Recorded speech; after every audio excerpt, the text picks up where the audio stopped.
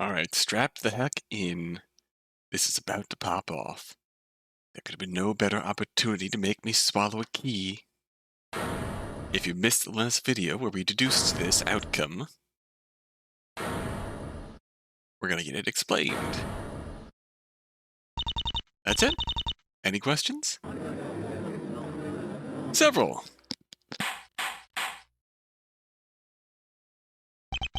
Your dentist! You're accusing your dentist! I know they're not that popular, but isn't this going too far? Claim that this lunacy is merely your idea for a joke, Aurelia.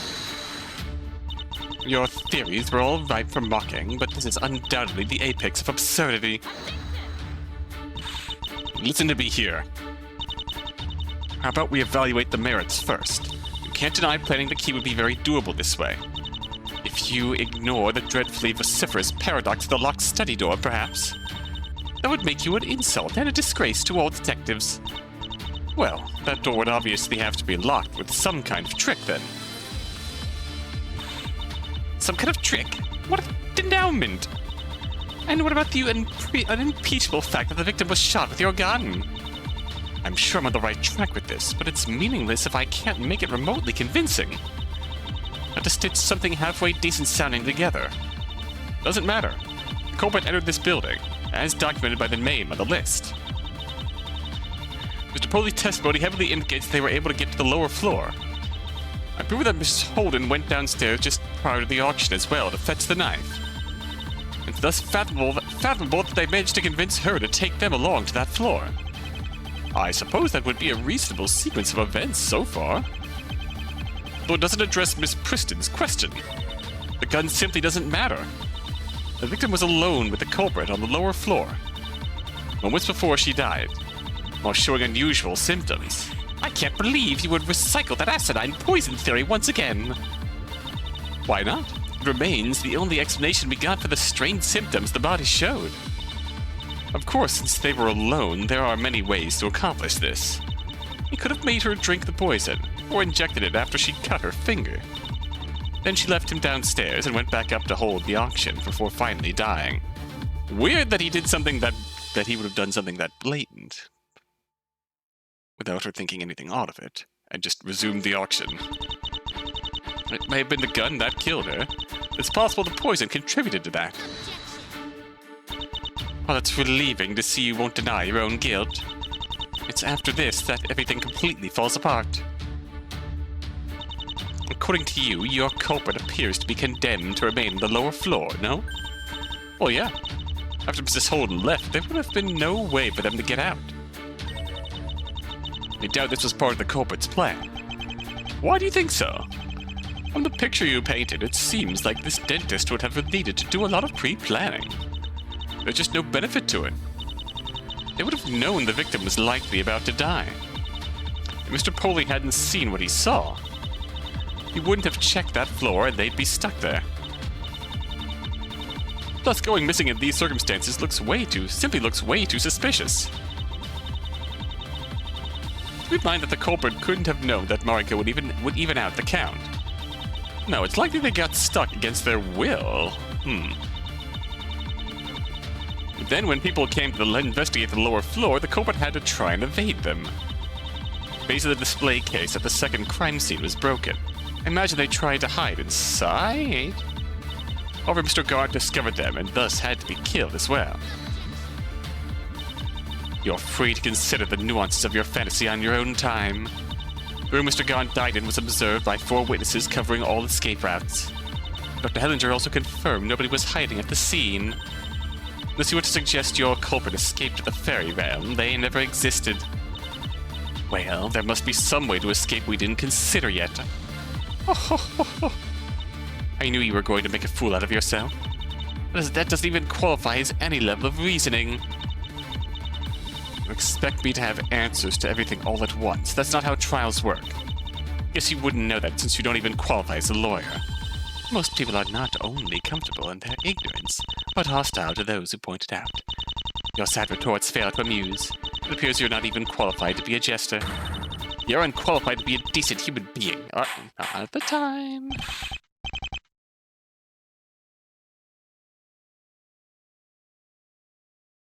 settle down, you two.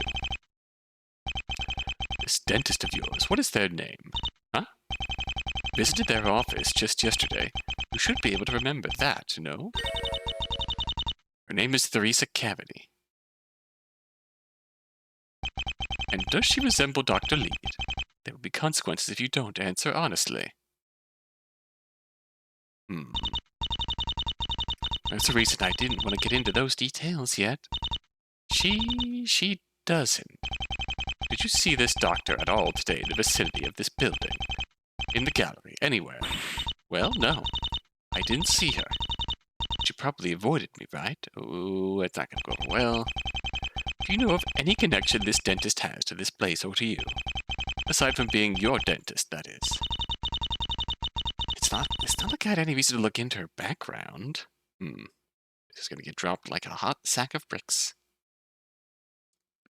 I mean, this is ridiculous and will probably get dropped by a hot sack of bricks, but this is still going to be frustrating.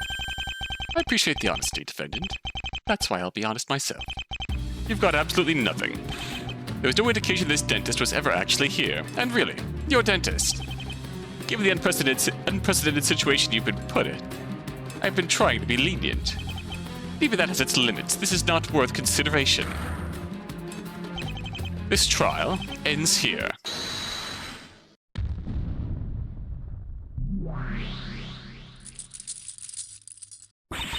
You just gave me a heart attack while I was already having one. Stopped in mid-swing. That's pretty clutch if you ask me.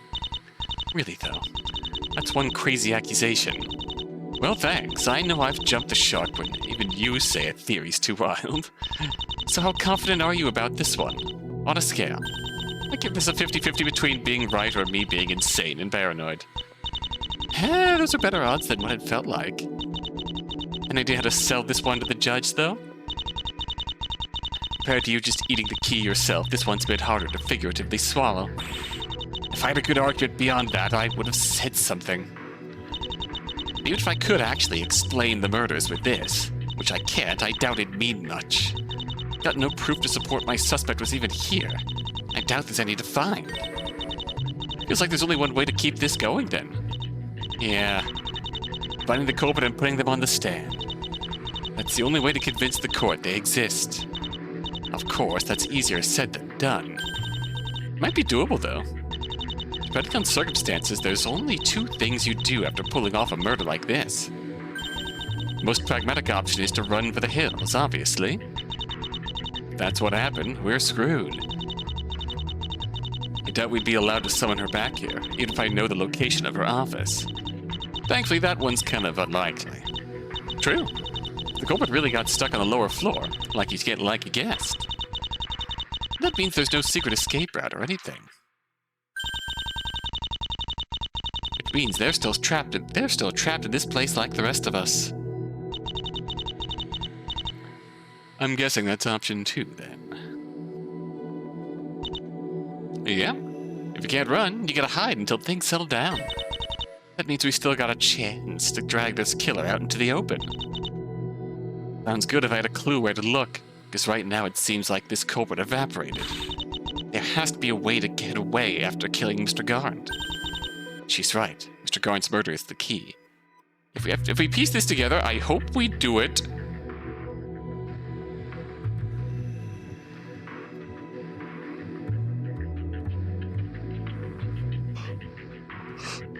I hope they do it here, and we don't have to endure another series of waffling between the judge and Victoria. We can figure out how the culprit avoided detection. That might give us a clue where they are hiding right now. How much time do we have? Might be time to do some advanced thinking. Oh, that's what I like to hear. The battery's pretty charged. We should be good for a while. Perfect. You got an idea? And closing on the big picture yet? Not yet. I still need to parse all the information we have in light of this new suspect. Testimonies we got earlier contained a lot of unresolved issues. Something is telling me that once we add this new variable, x, then all those equations can be resolved. Well, I told you everything I saw. I'm sorry, I don't think I got any more clues. That's fine, you've done plenty. This one's my job. This really is starting to feel like the good old times. Wow. You're right. if we ignore the absurd stakes. Well, do your thing. I'm expecting some big brain stuff. Nostalgic indeed, but in the end, there's no way to go back to those times. We'd only move forward and hope to create something new with the experiences we've gained. Save my worries for later. Right now I have to think. Think, Aurelia. Recall. Process. Visualize.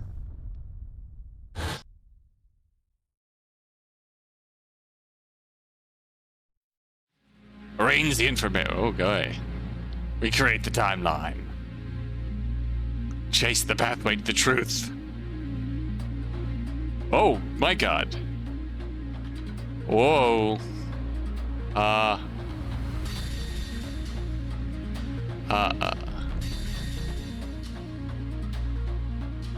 Alright, I need to expand this here.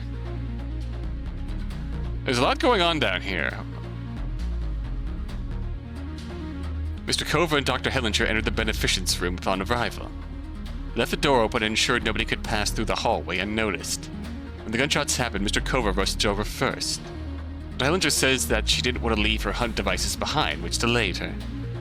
Cova says he caught a glimpse of Lilian in the door to justice. When he arrived at the room himself, he saw her again in front of Mr. Garn's dead body.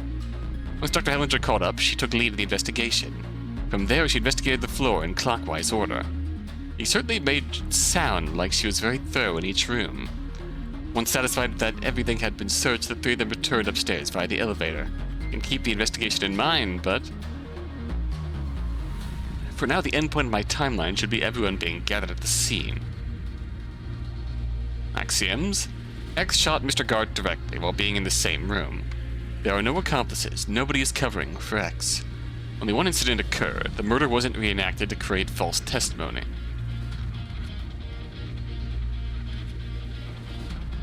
Alright, what the heck is happening here?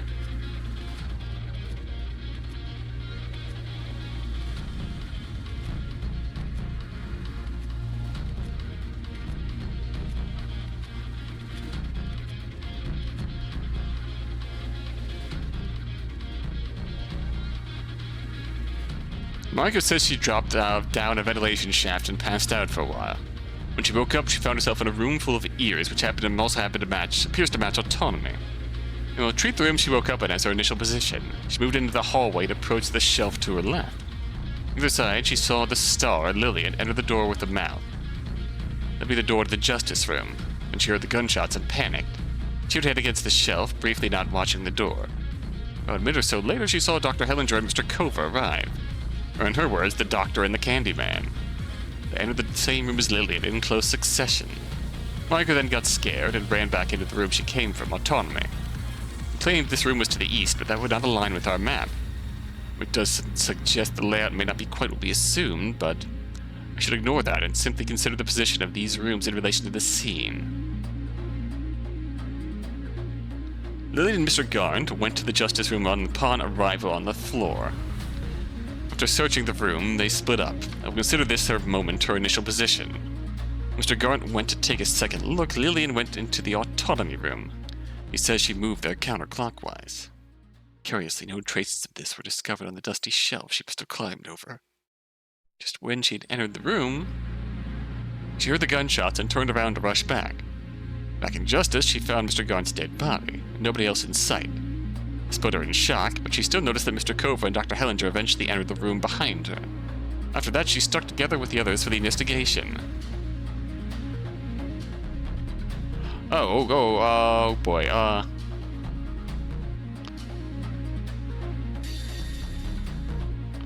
okay.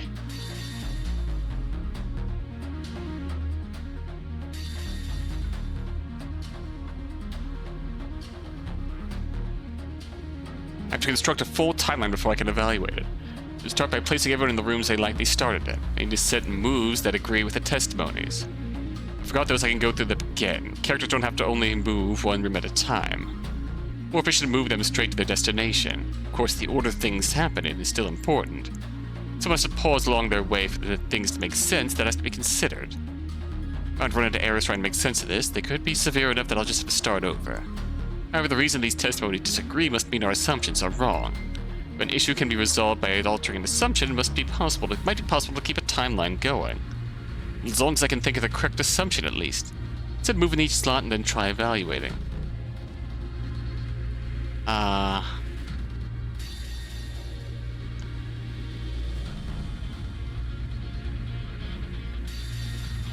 Okay, Mariko's an autonomy.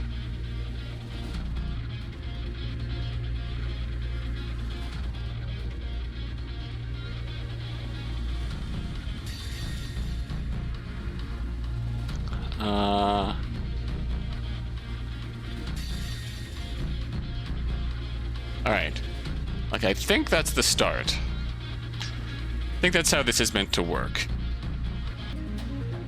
Okay, I see how this is meant to work now. So what's this? Everyone starts in their initial positions. Mariko moves. Where does Lilian start?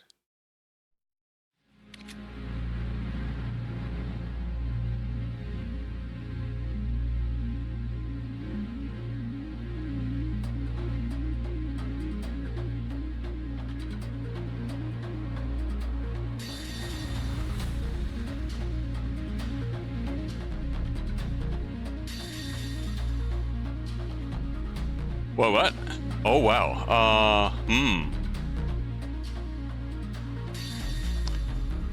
Okay, so this hypothesizes that we have a mystery room here.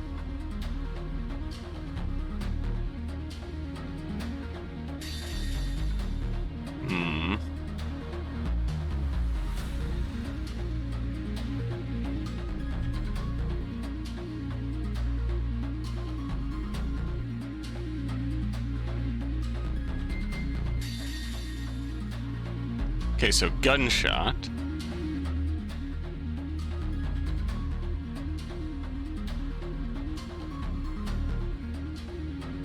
I'm gonna have to work this out off screen, aren't I? Oh boy.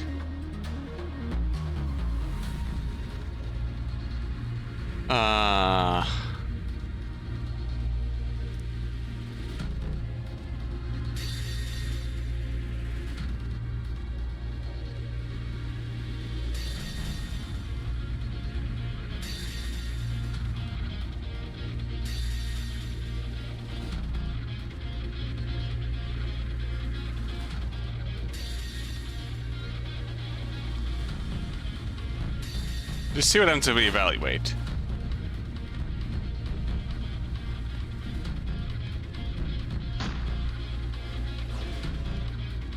What? Lilian said she just entered autonomy when she heard the shots. I've gotten the room wrong for some reason, but not being in a room at all when the shots rang out, there's no way. Okay.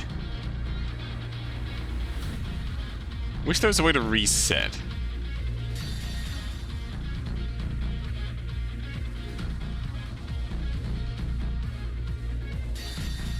So we can just entirely muck around here.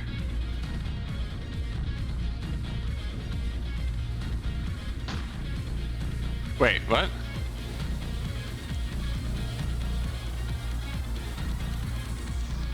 Lilian? Autonomy.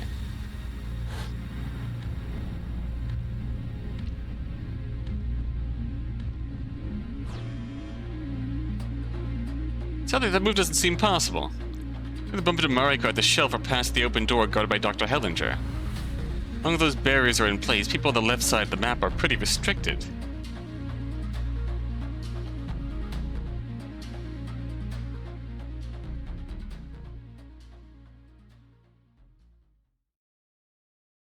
Well, what if they're not?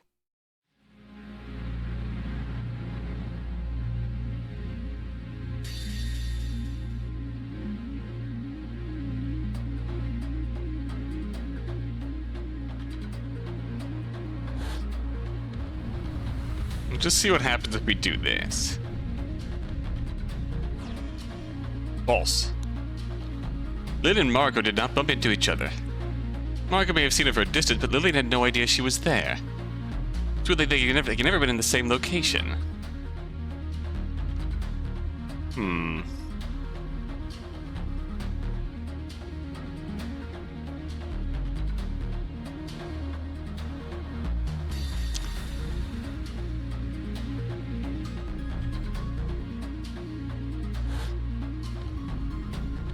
if we don't move her out of the room, we're still gonna get the same error here. Yeah, we are. All right.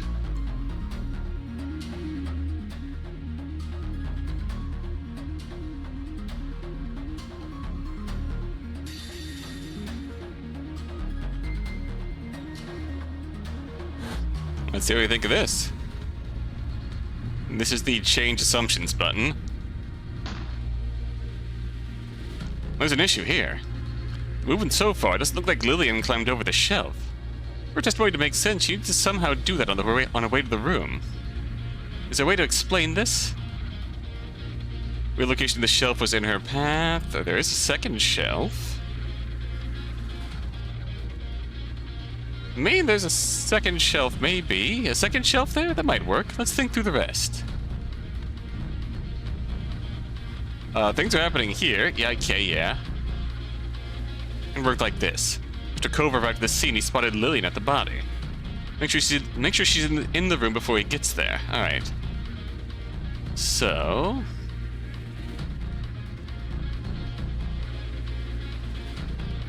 back. Maybe we move X somewhere else, maybe? Are there secret rooms between all the rooms here? There.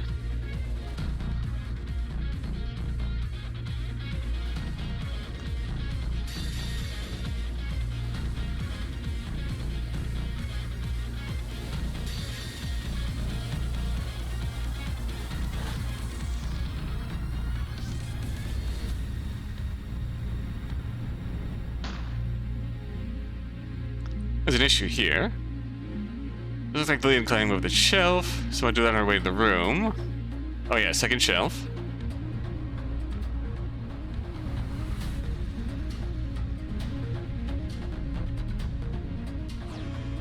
Alright.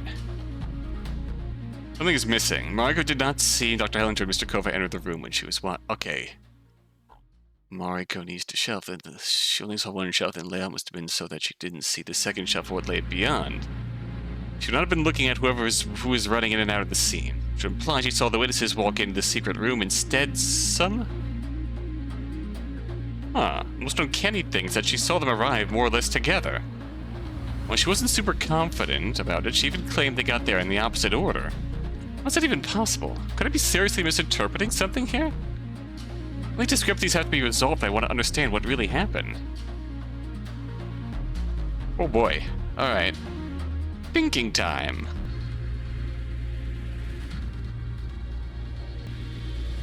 I'm realizing this doesn't actually extend to the full extent of the thing, so hold on. Okay, now I can actually see the bottom of the box here. Let's see what I'm looking at. Alright. So we're assuming that Lilian took a separate path to get to autonomy, assuming she made it there. Mariko and Lilian did not reach each other. Did not cross paths. So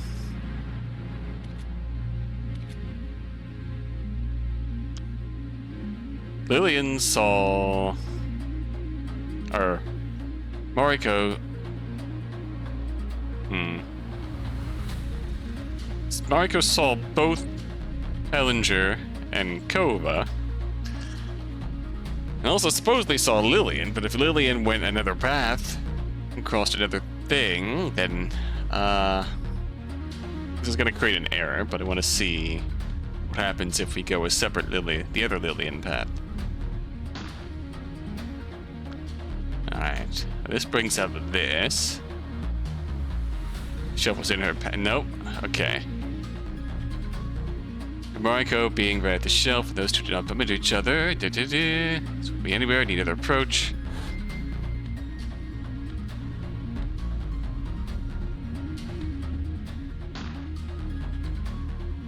Works through this. So the right answer here is there was a second shelf. Second shelf there, that might work. Let's think through the rest. Where does the culprit go? Lilian would bump into the culprit on her way back here. With the unusual wall patterns, these are still just hallways. I think there's nothing that can be done to convincingly hide. Culprit stays out of her way. So before Lilian moves, culprit goes here.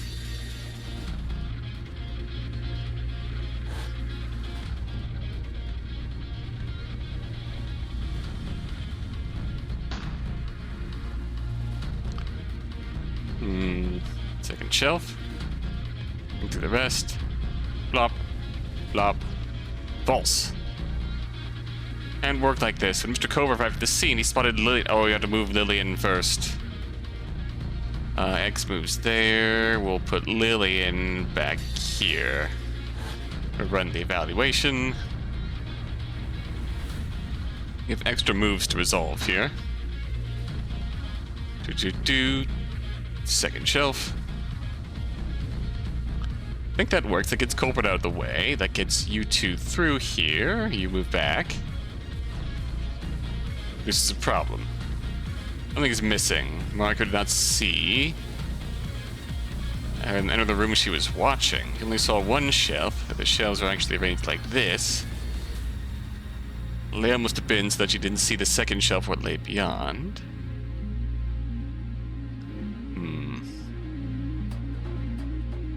Looks like she saw the witnesses walk into the secret room instead somehow. More or less together. Opposite order.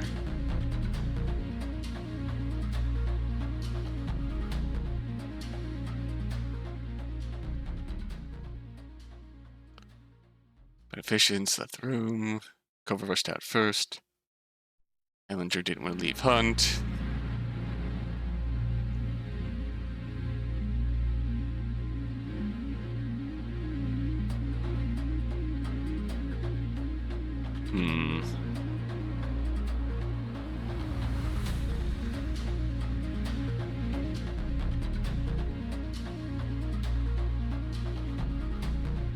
Okay.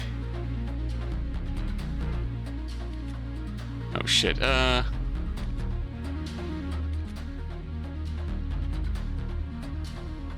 Lilian moves back to Justice. Cova runs here. X runs here.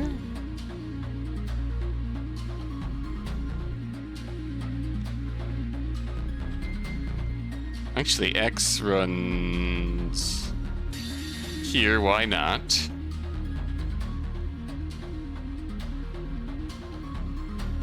Cova runs here. Mariko runs here. This is... Did X sub in for Hellinger? Alright, we'll do this. Second shelf. See if we get a wall here.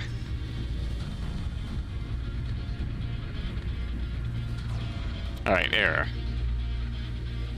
That should end with Lilian, Mr. Cova, and after Hellinger present at the crime scene. Hopefully you're gathered there by then.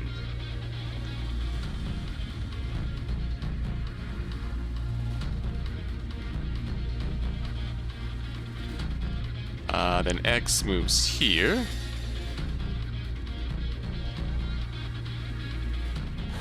Let's see how this works. It gets...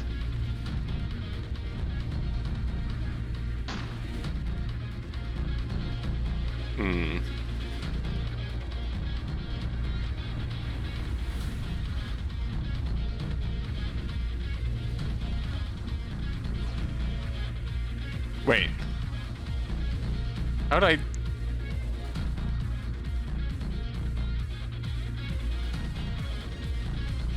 Alright, I'm missing a step here. Alright, the implication we're working with here is that Mariko mistook... Like, Mariko would have noticed if they entered the room up here. So let's move people down here. And if we're working under the assumption that X fills in the gaps as mistaken for Lilian, then starting positions, Mariko arrives, Lilian finds her way in here.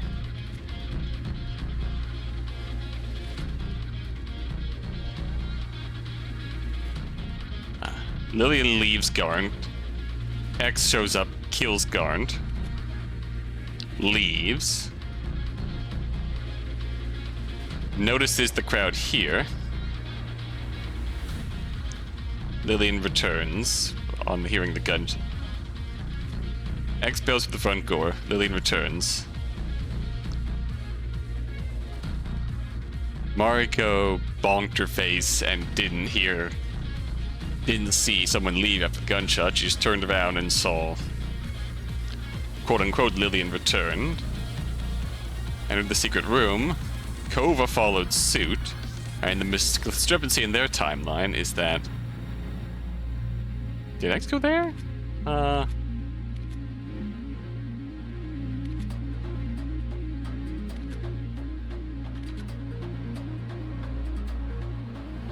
It's gonna yell at us if we don't put them both in justice. Let's put Hellinger in justice.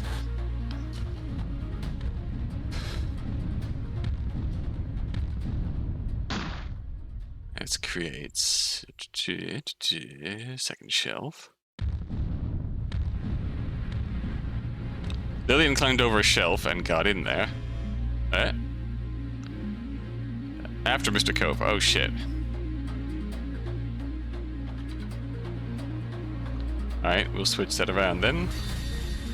Cova, Hellinger.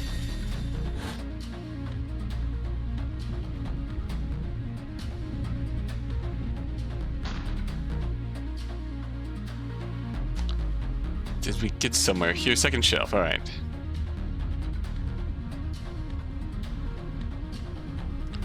Making sure we are recording. Error.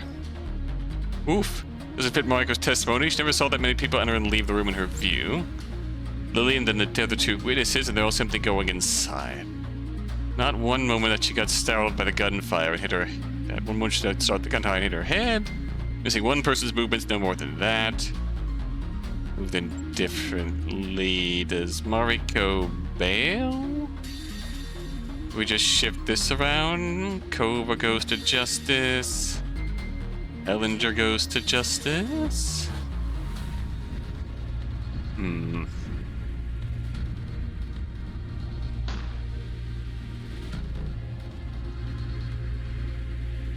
Shelf.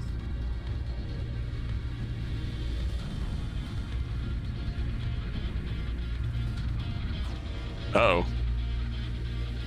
Damn it, Mr. Cova would have definitely seen the culprit in this series of events. He saw the culprit, he would have certainly mentioned it in his testimony. It sure is tricky to construct a timeline where the culprit doesn't run into any witnesses. I wonder whether it's even possible. Alright, do we have room to put you somewhere else?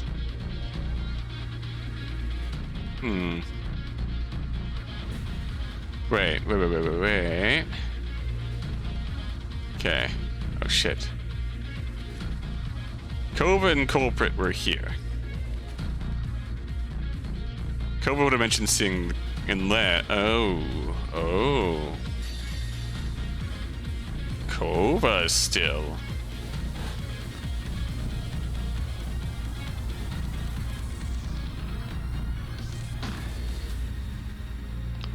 Picture here. Do. Second shelf.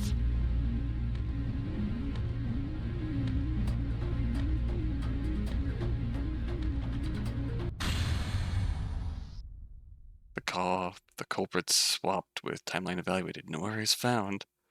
The solution is valid.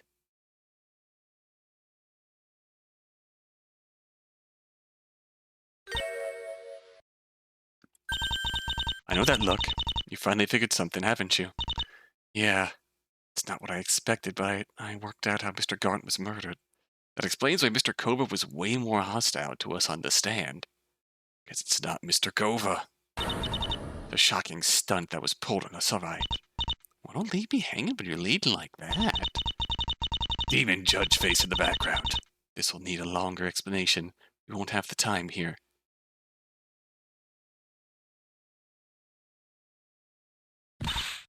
Fine. You already used up almost the entire battery if you're thinking. Well, it took a couple tries. Glad I still managed to work it out relatively quickly, though.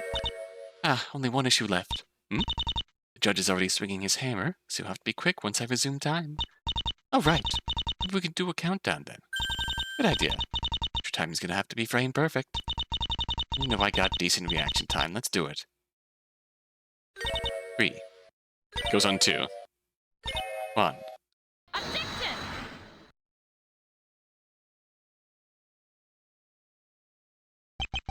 I'd be shocked, but this is fairly expected at this point. You know the stakes. Give me one single good argument on why the court should consider your theory. Preferably in 1 sentence or less. Cut right to the chase then. That's your 1 sentence. Game over. Going to summon the true culprit to the witness stand. Predictably, Aurelia wishes to tire the court yet again by pestering another relevant witness. I submit a verbal mandamus to terminate the defense's pursuit of this asinine theory. Maybe I could substantiate it if you didn't cut me out before the most important part. Mr. Guard's murder can only be explained by my theory. Unless you're back pretending that you would accuse Lilian, I highly question that. You don't seem to have been paying attention. Remind the court that the witnesses contradicted each other. And if we throw out Lilian's testimony, that still leaves 2 other parties in conflict. My theory can perfectly account for all of that. Oh, please, it is perfectly accounted for. By merit of one of those witnesses being a confused 8-year-old. It's an easy thing to run with when you've got no better answer. If there's another answer that actually explains it, then it's clear which is superior. Very well, Miss Chase. Suppose you did not really go over your new stance for the second murder yet. Your theory truly lives up to that promise and may be worth consideration. Be careful here, I can't afford any more mistakes. This one has to count. Dr. Hellinger said earlier is true. I'll need actual supporting evidence if I want it to stick. There's a proposal I'd like to make. To confirm my theory, it'd be faster to ask the 3 witnesses a few clarifying questions. I cannot say I like the potential prospects of that. I assure you I only need 1 question per witness, Your Honor. It doesn't need to be stated that I am thoroughly against it. Of course it doesn't. Shut up. 1 question will turn into 3, which then inevitably multiply into an ocean of additional wasted time. I'll be strict on this. 1 question total, and no follow-ups. It does, by some miracle, seem like you've gained a new insight from the answer. You'll be allowed to question the others as well. That should be fine. I already know what to ask. If I'm right about this, it should be easy enough to lead with something impactful. Go ahead. Line up the summon the witnesses. Alright. 1, 2. There's no need to repeat formalities. You're only allowed to speak when asked a question by the defendant. And you're only allowed to answer that question, and no remarks beyond that. Go ahead and ask, Miss Chase. Well then, Mariko, I think I'd like to start with you. Oh no! Guess I can't blame you for not being too enthusiastic after all that. Anyway, there's only one thing I think you had best clarify for us. Earlier, you testified that you saw Dr. Hellinger and Mr. Cova enter the crime scene. I have a simple question I'd like you to answer regarding that. Could you tell me the doctor's gender, please? Or kind of, just let her answer the question. What's a gender? Was it a man or a woman? Huh?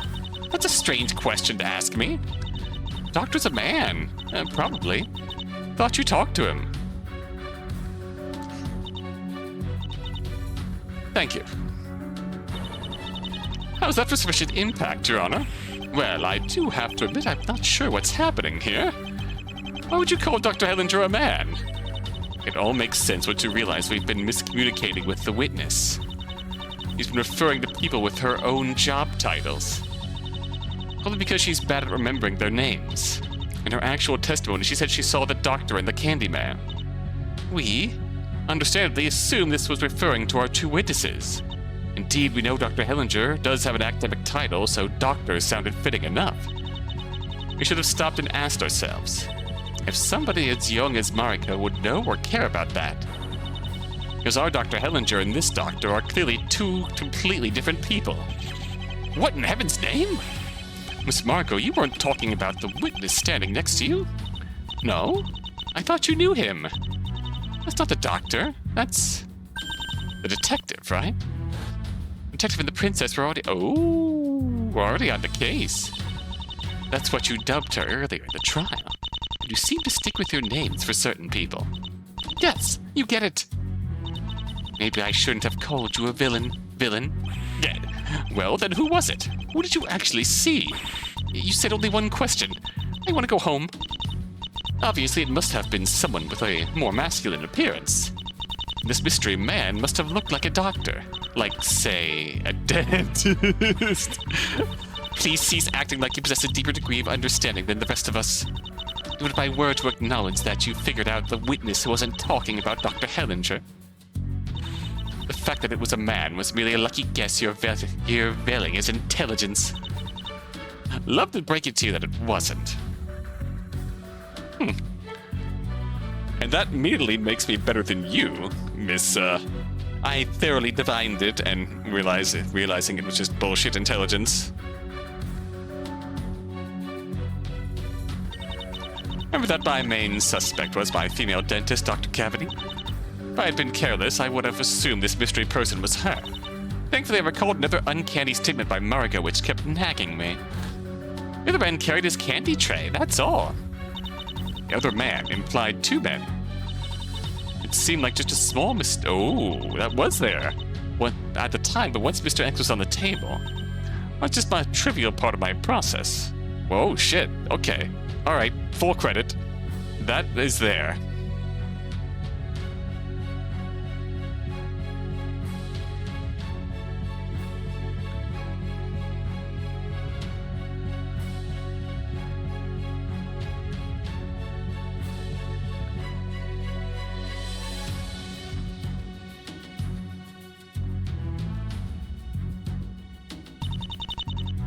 Simple memorization. Any amateur sleuth could have gotten that far.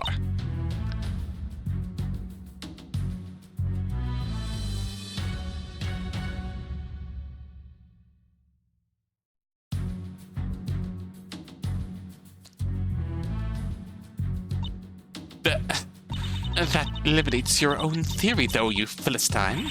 This entire absurdity hinges on someone being able to plant the key. Let's hear more of this first. It's clear there's still something we may have missed here, at least. My apologies for doubting you prematurely, Miss Chase. It was justified, but, well, I understand. Who wouldn't have?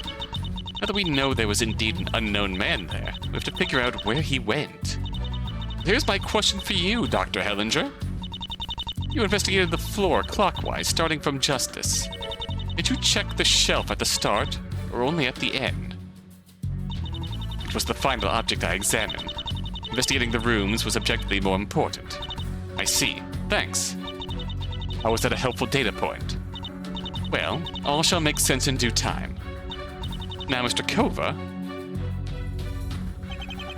with all undue respect, this is ridiculous.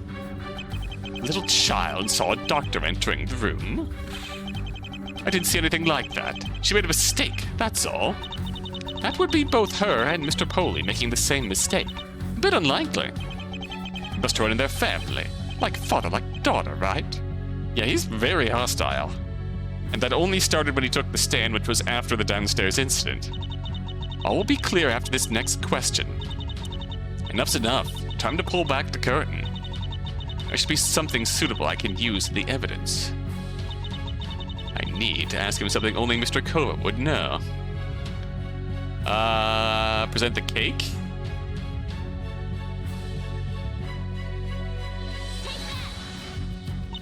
My question for you is about your cake.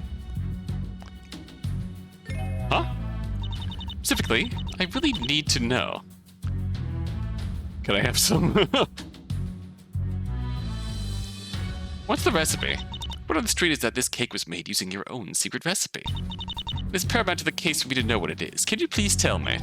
You're very funny, Miss Chase. No, really. There's something weird about me wanting to know this? Oh, nothing. I mean, it's a perfectly normal question, right? Who cares if it's totally irrelevant to the case? This is the real big revelation. Is that all you take issue with? It might not be as irrelevant as you think. You'll see. Being ominous won't help you. I'm not going to tell you. Newsflash, it's a secret recipe for a reason. Can't give my edge over the competition away. So you're saying there is a secret ingredient, but refuse to reveal what it is. You're under oath right now, you know? Sue me then. I'll take the fine over losing my whole business. Well, it seems like a pretty serious matter to you. I also fail to see the propriety of this question, to be honest. No worries, I already got what I needed. Now that it's all assembled, I can show you how this murder was pulled off. Is it real? It's all merely another bluff. Ahem. You call everyone's position during the investigation. Here we go. Culprit was already on the floor, as I mentioned earlier. He decided to hide somewhere in the justice room, presumably inside the base of the display case. Initially, this seemed to work, as Lilian and Mr. Gaunt failed to spot him. Unfortunately for him, Mr. Gaunt decided to take another look. Before things escalate, it makes sense of what happened in the meantime. Lilian said she climbed over the shelf to look inside Autonomy. This is where we run into the first contradiction. How could that be true considering Mariko was at said shelf? The answer to this question is what it naturally has. This is what it actually has to be. Oh, she's bending her umbrella. It's that Lilian is a liar. There was categorically nothing else. Wrong. Both testimonies can be true at the same time. Lilian climbed over a shelf. It simply wasn't the one Mariko was at. Nonsense. Tell her there was no second shelf, detective. I am not presumptuous enough to make such an absolute claim. However, I am fairly confident such a thing would have been spotted during my investigation. It does seem unlikely. Wouldn't Miss Maristella herself have seen there were two shelves? Good points. I've struggled with those myself. They're based on flawed assumptions. I grant that you would not have missed a second shelf in the hallway. You saw it, in fact. Your error was concluding that the shelf you saw from Justice was the same you saw from Autonomy. This map was created based on the investigation, which makes it possible for there to be mistakes. Concluded this was the complete layout. You circled it once, and presumably saw the same shelf on both ends. And through each shelf you saw the door with the symbol of the room you'd expect to be on the other side, cementing that impression. In reality, the lower room must look something like this. Oh, okay, so there was just one secret room, and it's just there. Oh, then that shifts Autonomy into the right place, too. It's the only way Lilian can climb over a shelf and then enter a room. Mariko observed this from her own shelf, which led to her false impression that Lilian entered the crime scene. Two shelves. I see. There's a high probability this was the reason for your query earlier. Bingo. Investigated the rooms clockwise and finished things up with a shelf. That didn't necessarily be the one Mariko was at, and that's why the whole hall looks so visually trippy. It's a visual illusion to hide a fourth room. That would then necessarily be the one Mariko was at. You saw the second shelf, but since you assumed it was the same one, you never bothered with it. Likewise, your devices wouldn't have missed a secret room. That error, again, was a human one. What we're dealing with wasn't just a secret room. It was a secret room pretending to be an existing room. You saw it was there, but it was intentionally designed to make you assume otherwise. No one with a brain would notice if they hadn't traversed a complete circle yet. Going to have to disagree. Not when the walls were painted with distorted patterns that make the shape of the hallway confusing. Imagine this mess was meant to be part of an attraction for Luna Park. Though it could also have been Dr. Lee's doing. There's still one data point to challenge your hypothesis with. Lilian Maristella claims she walked into Autonomy. Mariko Poli said she saw her enter the crime scene. You know those two doors do not look identical. Precisely. One door had a painting of a mouth, while the other featured an ear. I'm not surprised by your failure to spot this. Oh, shut up. How tiresome that I have to remind you of such basic observations. You should think upon your own observations instead of stealing what someone else said. Because I obviously have an answer for this. Both saw the same door. Lenticular printing. It's not that difficult if lenticular printing was employed. We're printing cars now? No, lenticular printing, not vehicular. It's a special method to make an image look different depending on which angle it's viewed from. Surely you have seen one of those cards that transform if you tilt them before. Using that method, the door was made to show a different symbol. Depending on which side of the hallway you came from. Lilian entered the door thinking it was autonomy, while Mariko thought she saw her enter the scene. And then Dugart and his killer got into a confrontation. Gunshots are heard. Everyone on the floor heard that, so obviously the culprit tried to run before he got swarmed. Got out in time, because Lilian immediately rushed back to the scene. What about Mariko's testimony, you ask? As I established in her cross-examination, the gunshots made her bury her face in the dust. Just long enough for her to miss Lilian doubling back out of the room. Lilian was too focused on getting back to the scene to notice the culprit in the nearby hallway. If she saw something in her peripheral vision, she'd likely have thought it was the immovable figure that's located there. At the same time, Dr. Mr. Cova had reacted to the shot as well. Of course, for him, there was no way he would have missed the unknown person in the hallway. Culprit turned around and tried to run the other way, but Mr. Cova gave chase. They ran to the secret room, of course. These were the other two people Mariko told us about. After that, she got scared and ran away, but she didn't see what happened next. Mr. Cova returned to the scene, and Dr. Hellinger joined him after collecting her hunt gear. Oh, no reveal? This way, everything Mariko saw makes sense. Well, I can't deny there's a certain logic to it. It does resolve some of the inconsistencies, but it is far from perfect. Isn't it correct that Mr. Cova's testimony completely falsifies this? A chase with an unknown person is an objectively relevant detail to mention. Was your claim he would lie on the stand to spite you? Oh, I love lying on the stand. It's so satisfying. That's not the reason I didn't mention any of this. Want to hear the real reason? It's because this is a fairy tale. None of it happened. Can't just reveal it. You could have just straight up revealed it. I know you want to save Miss Maristella, but it's time to face the facts. Well, it does not seem like this witness is supporting this theory of yours. I expected as much. That's where my third question comes in. Okay, good. The cake? How in the world? Jacoba testified that he wasn't willing to divulge the secret ingredient present in this cake. However, I am very much aware there is no secret recipe at all. Just an ordinary cake he bought from a store. Care to explain? Oh, please. Is this meant to be some kind of big gotcha? Fine. I admit I kept up the impression there was something special about the cake. What was I supposed to do? It was all part of the marketing. I'd call that fraud, but regardless... Misunderstand. That's not the real issue here. Figured you'd know I was testing you with that question. After all, I could have this cake analyzed and verify whatever you answered. The real objective was never that. I wanted to see what your objection to the question was going to be. My objection? What are you on about? When I asked if there was something weird about my question, you only pointed out that it's irrelevant. That's the real issue.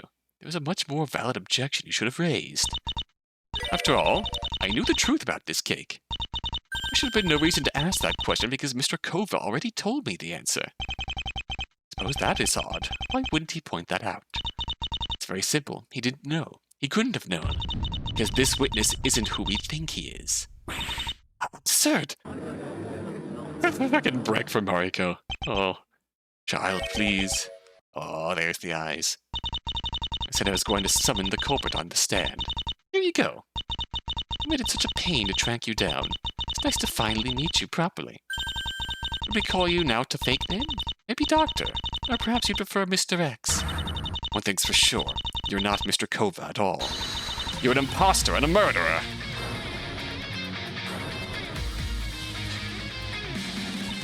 Mr. Cova's testimony should rule this theory out. If that's all there was to it. The truth is that Mr. Cova never got to testify. After being chased into the secret room, the murderer must have been able to turn the tables on him. I can't know for certain, but it's sadly likely that Mr. Cova was killed there. And this took care of one problem for the killer. He now had a new one. Mr. Cova stayed missing. It was only a matter of time before the Vorthers tracked him down. The search would have been even more thorough, and they're bound to find his footprints on the shelf. Robert decided to avoid that situation by becoming Mr. Cova himself. This was more doable than it might sound because our FBI agent was wearing almost a full disguise. The fake beard and the huge hat pretty much conceal most of his face. It wouldn't be easy to tell the difference. What he had to do was show up and introduce what his testimony should be. I'll have to say his acting was pretty subpar. I guess it was just too audacious to consider. Right now I'd say it's pretty damn obvious.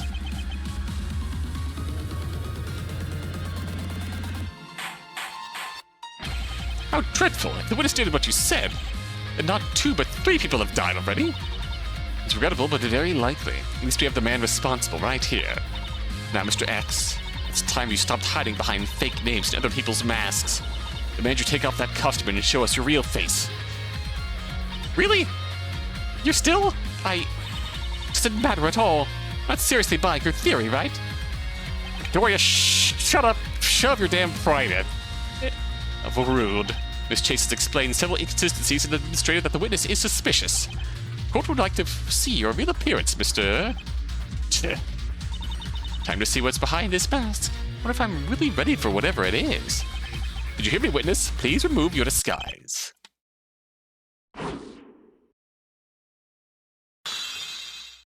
Alright. Congratulations. I guess everyone here is a genius now.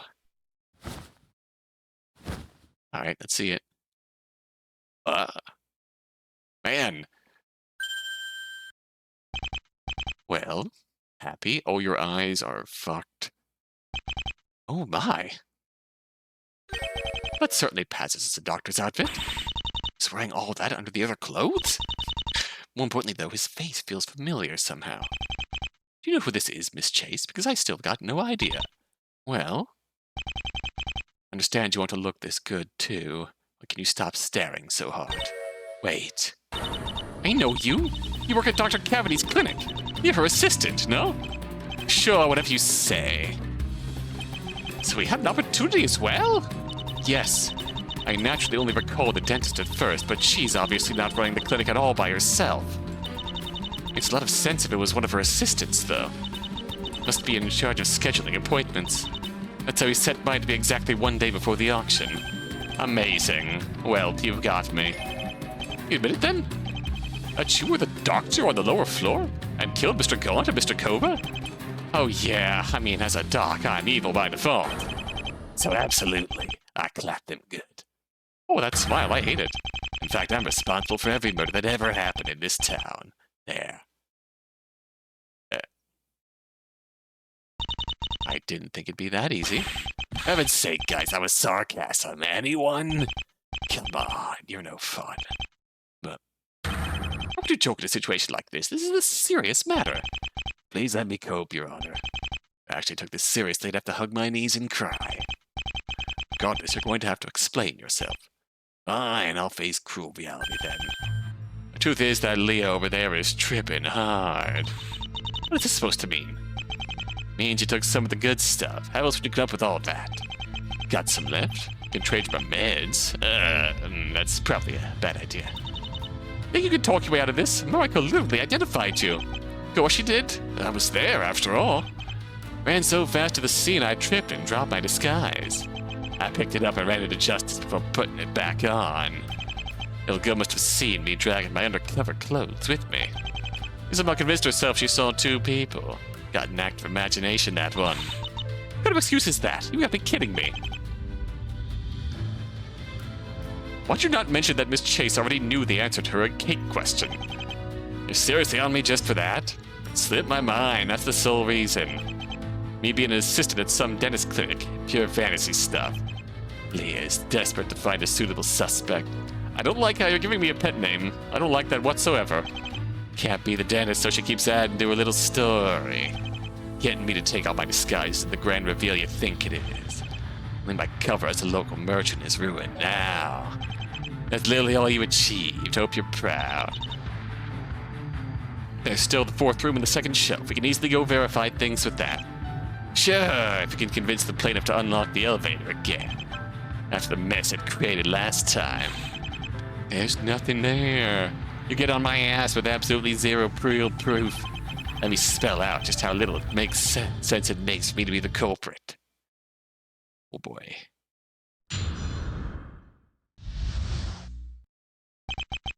None of my business. Alright. This is a good point to end.